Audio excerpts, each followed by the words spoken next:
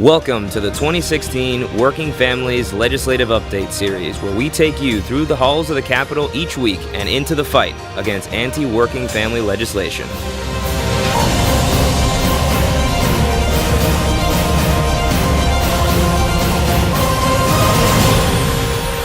Week 2 of the 2016 legislative session started with consideration of SB 598, the bill that would wipe out local living wage and other pro-worker ordinances across Florida by taking away the authority of local governments to enforce these ordinances on so-called public works projects. Opposition to this terrible idea is spreading like wildfire as local government officials and other leaders realize how devastating this could be to their communities. This was expected to be a razor-thin vote, and with one member of the Senate Government Oversight and Accountability Committee out on an excused absence, the vote was postponed. Okay, two quick announcements. Senator Guy gets excused. Two bills that may clear the room are not going to be considered today. One is Senate Bill 598. We already know the bill is coming up Tuesday, so it's all warriors in the field.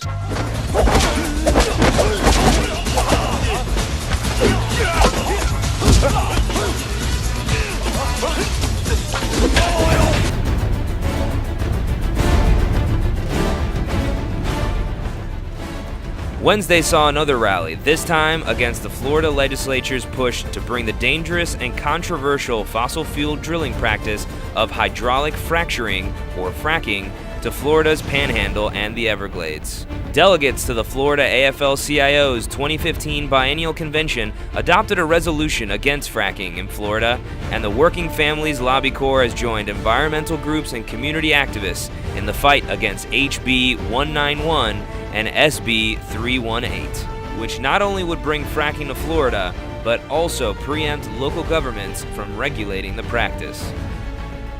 We stand at a crossroads where we're either going to allow our energy policy to promote dangerous and dirty fracking, or we're going to invest in true long-term solutions like wind and solar and other renewables. A coalition of environmental groups held a rally and press conference in advance of HB 191's final committee hearing.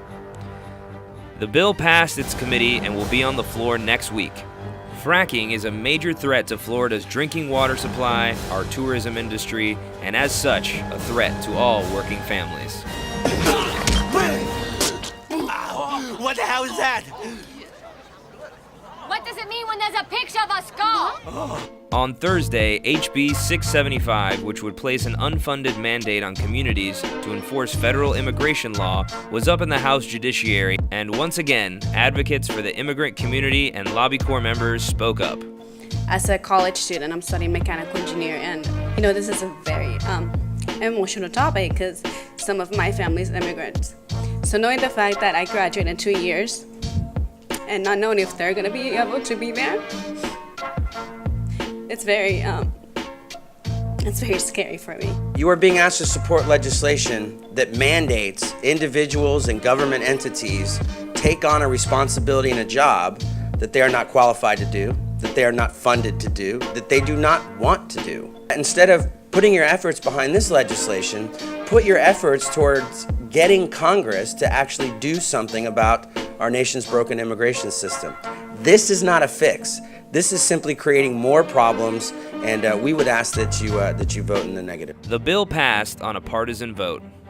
It was a busy week, but Lobby Corps members took a break to share their thoughts and the importance of citizen lobbying. I think it makes a big difference that when we are up here in Tallahassee, that they understand that we can see them, that we know what they're doing up here, that we know what they're passing and what they're not passing, because we are the people who they have to answer to later on. My name is Cindy Carson. I'm a teacher, and I'm very proud to be here with USEP from Pasco.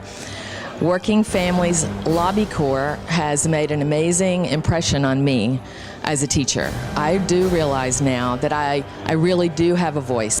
Week 2 was big, but Week 3 will be even bigger, so don't forget to keep an eye out for action alerts and meet us back here for the next legislative update. Solidarity.